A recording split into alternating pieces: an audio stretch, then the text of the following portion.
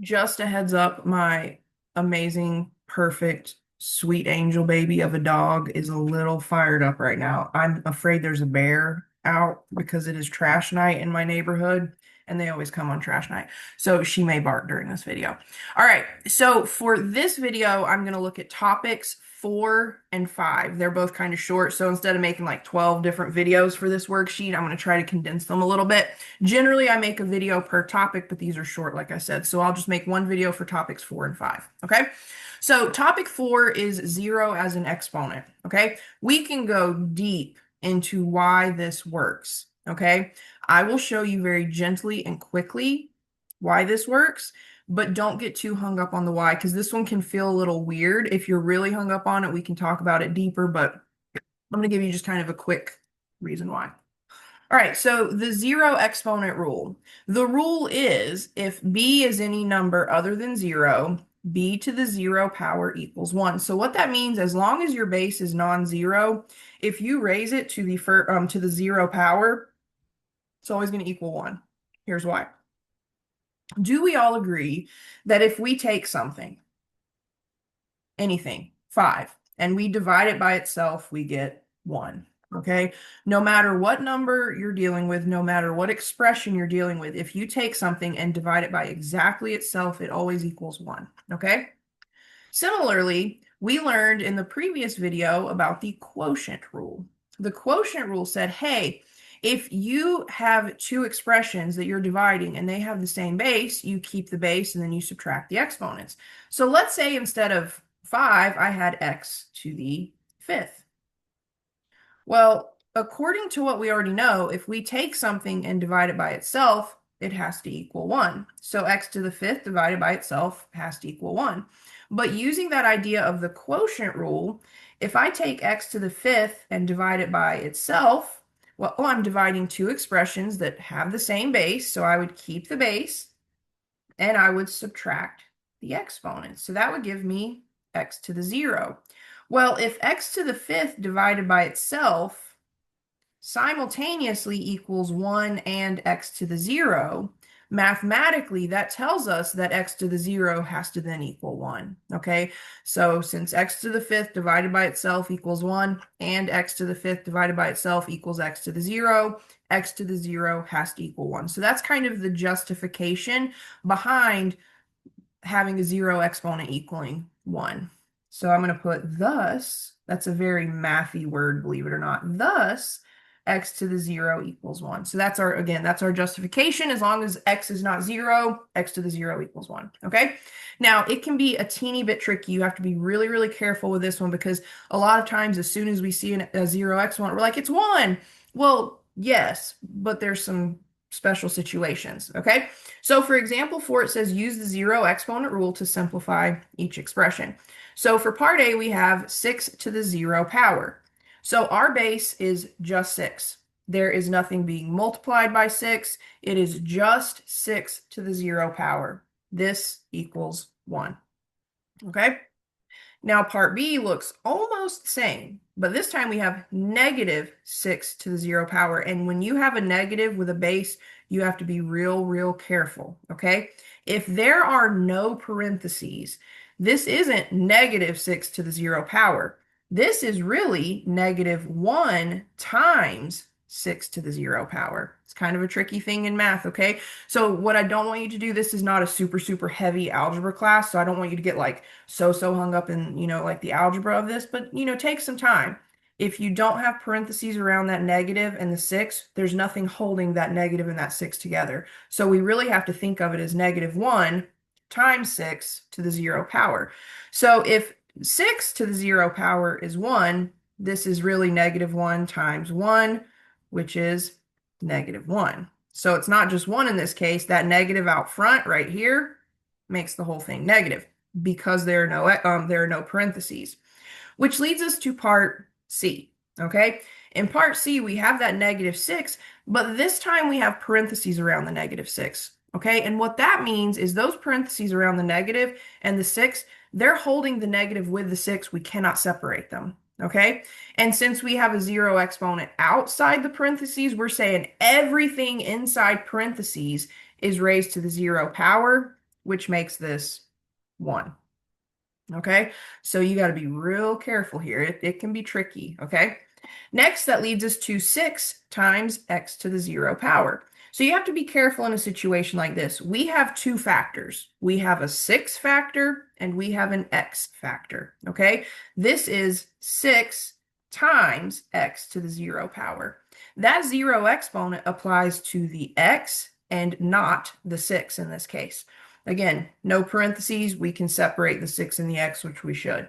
So this is really 6 times, well, 1. We know x to the 0 is 1, so this equals, well, 6. Okay? And then finally, we have part E. We have 6x to the 0 power, but notice here the 6x is in parentheses. Those parentheses tell us that we can't separate the 6 and the x. They're bound together. They're like married together. We can't undo that. And that exponent of 6, or that exponent of 6, that exponent of 0 on the outside makes the whole thing just equal 1. Okay, so that 0 exponent applies to the 6 and the x, which just gives us a 1. All right, so this is probably the weirdest, trickiest one because there are so many like, well, what if this? Okay, so you have to be kind of careful with the 0 exponent. On the surface, it seems super easy, but don't just assume because there's a 0 exponent that it just automatically equals 1. You have some weird situations to look out for. All right, so that's it for the 0 exponent. Next up, we have the negative integers as exponents. Okay, so this is topic 5. And for us in this class, we don't deal with negative exponents a ton. You will definitely see negative exponents when you get to chapter 8. So we're going to do some personal finance. You'll definitely see them there.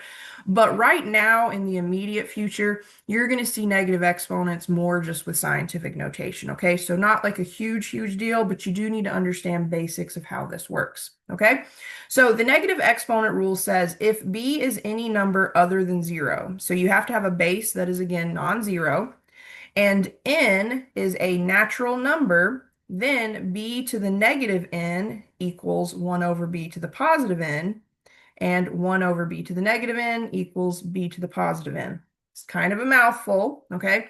So the first thing I want to draw your eye to is natural numbers. In case you have forgotten, natural numbers are also called the counting numbers. Now, counting numbers is not their formal name. It's just kind of what we would call them conversationally.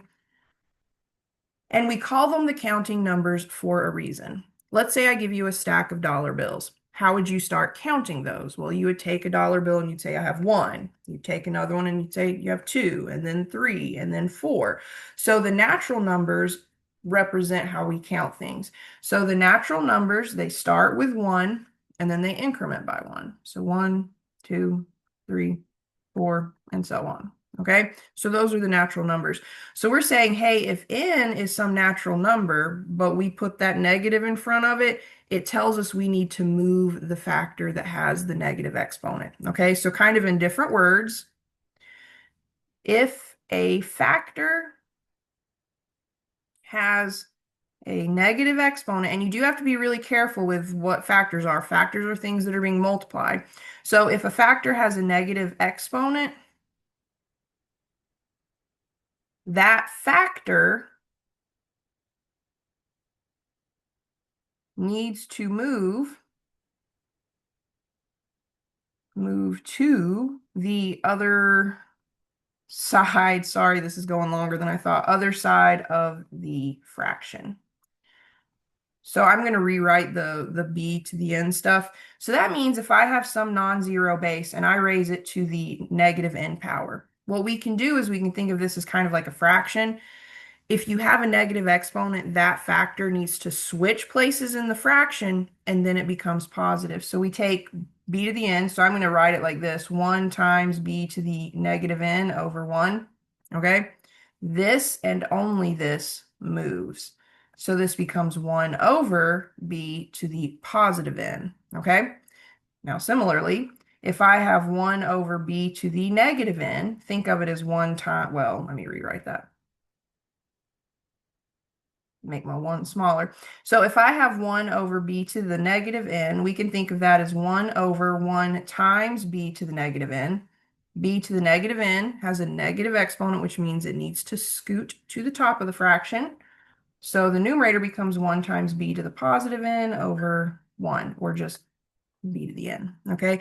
It's a little weird. Don't, again, get too hung up in the algebra of it, because this is not an intense algebra course, but just know these rules are valid. We use them much more in algebra classes than we do here, but for us, it is going to come in handy in at least 2 different places in this book, okay? So basically, this is sort of silly, and I would ordinarily say, I try not to make math silly, but I'm the one that split you all into Hufflepuff, Ravenclaw, Slytherin, Gryffindor, and Squibs, so it can get silly sometimes. But one way to think of this, the lady who runs the tutoring center, she always tells students, if you have a negative exponent, that factor's unhappy, and to make it happy, it needs to switch places in the fraction. So if that helps you remember how to do this, fantastic. Okay, let's go ahead and look at example 5. Example 5 says simplify each exponential expression. So for part A, we have 2 to the negative third power. I'm going to think of this as 1 times 2 to the negative third over 1. I just like it to look like a fraction, so putting something over 1 makes it a fraction, but it doesn't change its value. This right here needs to scoot. That's going to leave a 1 in the numerator, and then my denominator is going to be 1 times 2 to the third power, but it's going to be a positive 3 now, 2 to the third. And because we're dealing with strictly numbers, like my base is a 2, I'm going to go ahead and simplify this all the way out. Anytime your base is a number, go ahead and evaluate it all the way. Figure out what that final answer would be. It would be 1 over 2 to the third, which is 2 times 2 times 2, or 8. All right. Now looking at part B, I think part B is easier to see this rule. We have 5 times x to the negative 2 power. That means 5 is a factor and x to the negative 2 is a factor. This exponent of negative 2 only applies to x. It does not apply to 5. So this piece right here needs to scoot to a denominator. So if you want to, you could write this where it looks, oh, don't put an n, put a 2. Bless my heart, right? You could write this where it looks like a fraction. This piece is unhappy. It needs to change places in the fraction to become happy, positive. So this is going to go downstairs. The 5 stays in the numerator, and then the denominator just becomes 1 times x squared, which is just x squared. Okay? For part C, we have kind of the second half of the rule. We have that negative exponent in the denominator. So if it helps you, think of this as 1 over 1 times x to the negative 7. X to the negative 7 is unhappy. To make it happy, we need to move it to the other side of the fraction. So this part moves. My numerator is now 1 times x to the 7th, positive 7. My denominator is just a 1, but remember, if we divide by just 1, like I mentioned this, I think I mentioned this earlier, or maybe in chapter 9, if we divide by 1, it doesn't really do anything, so this simplifies to just x to the positive 7 power, okay? And then finally, for part D, we have bunches of factors here. We have 3x divided by 2y to the negative 4th. Our factors are 3x, 2, and then y to the negative 4th. So we have 4 different factors, but only one of them is unhappy. So the only thing that needs to move is y to the negative 4. The 3 stays, the x stays, the 2 stays. We only move y to the negative 4. That's the only unhappy piece, okay? So this would become 3x times y to the 4th all over 2. Okay, and that's about as hard as I would expect you to do it. Like, you know, a fraction that maybe has a couple of factors in the numerator, a couple of factors in the denominator, and maybe you move 1 or 2 of them. That's it. Okay, so those are your exponent rules. Like I told you at some point in these 2 videos, there are other rules out there. We have a product to a power, a quotient to a power, a quotient to a negative power. We're not going that deep though. We just need to understand the basics so that we can do the work in the next 2 chapters. Okay. So that, I believe, is it. Yeah, that's it for this video. The last video, I'll cover all of the scientific notation. So it'll be it's really only one topic, so I would have made 1 video for that anyway. So 1 more video and we're done with this worksheet. So up next, scientific notation.